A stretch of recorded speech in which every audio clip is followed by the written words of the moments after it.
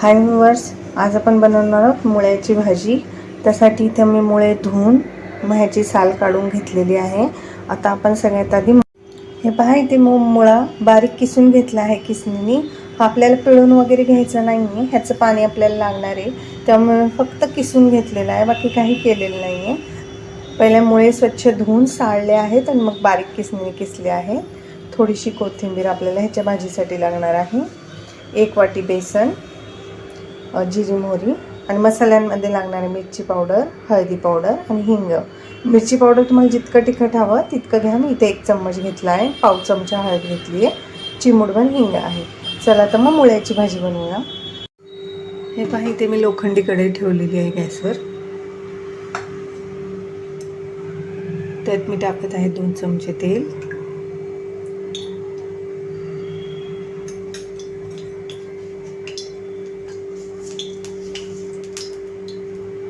1 चमचा जिरी मोहरी,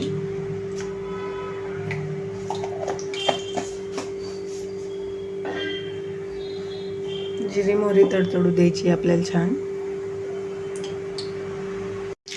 हे पहा, जिरी मोहरी तडतडली। गॅस बारीक करायचा आहे आता आपल्याला।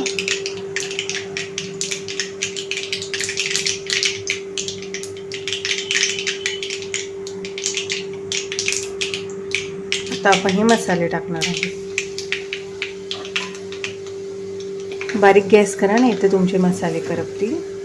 आता आपण लगेचच मुळा टाकणार आहोत किसलेला।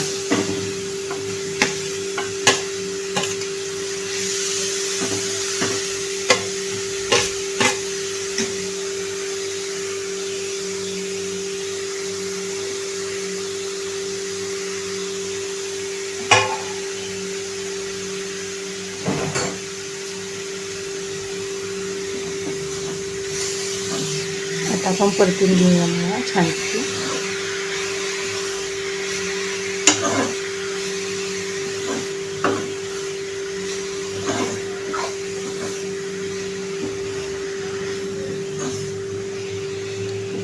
जर तुमची मुलं ही भाजी खात नसतील तर ती पण खातील, खूप छान भाजी होते ही, नक्की करून बघा।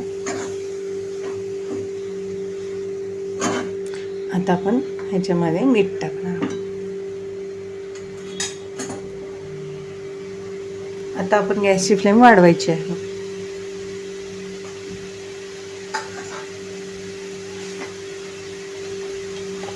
आपल्याला मुळा आणि बेसन दोन्हींच्या अंदाजाने मीठ टाकायचं आहे।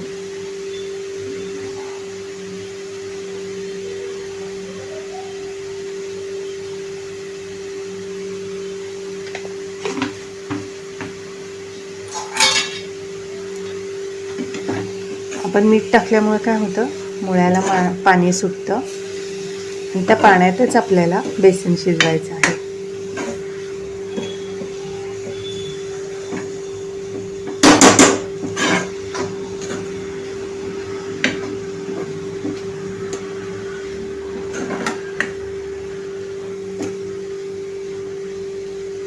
हे पहा, तुम्ही बघू शकता आता मुळ्याला थोडं थोडं पाणी सुटायला लागलेलं आहे।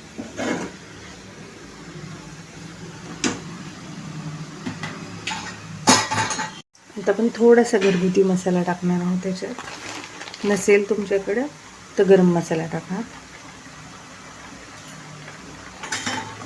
आणि मिक्स करूया। आता गॅसची फ्लेम आपल्याला लो करायची आहे।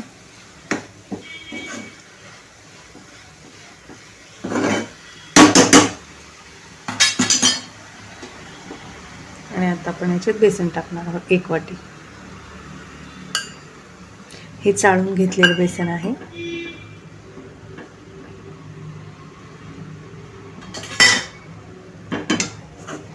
आणि बेसन व्यवस्थित भाजीमध्ये मिक्स करून घ्यायचं आहे आपल्याला।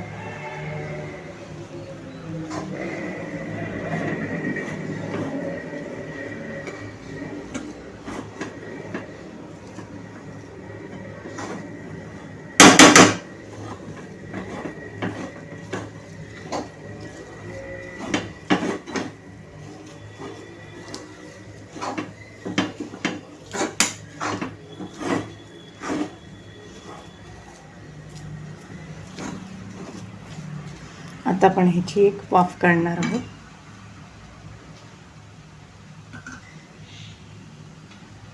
त्याच्या आधी थोडीशी कोथिंबीर टाकायची आहे.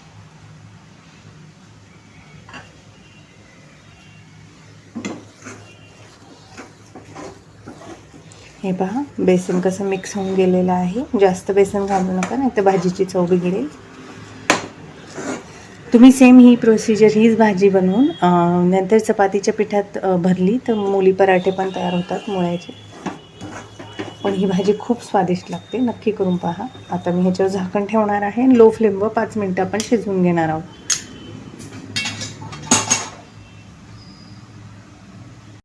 हे पहा 5 मिनिटं झालेली आहे. आता आपण ही भाजी मिक्स करून घेऊया.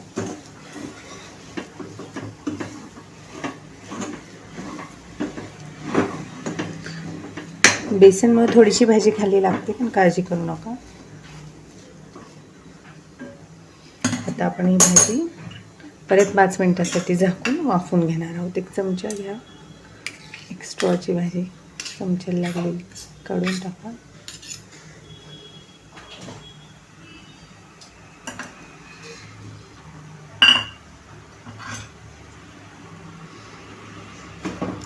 आणि झाकण ठेवून आणखीन 5 मिनिटं ठेवायची आहे आपल्याला भाजी लो फ्लेमवरती. हे पहा 5 मिनिटं झालेली आहे. छानपैकी आता आपली भाजी शिजलेली आहे मुळ्याची, बघू शकता तुम्ही. आता ही भाजी रेडी आहे.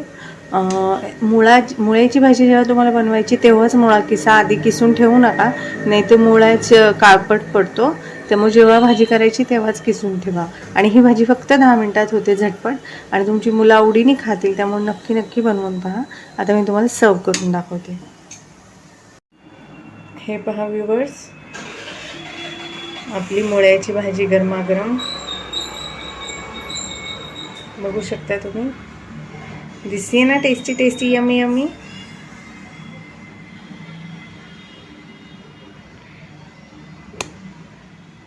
तर ही मुळ्याची भाजी तुम्ही पण नक्की बनवून पहा. आणि जर तुम्हाला माझी रेसिपी आवडली तर माझ्या चॅनलला लाईक करा, सबस्क्राईब करा.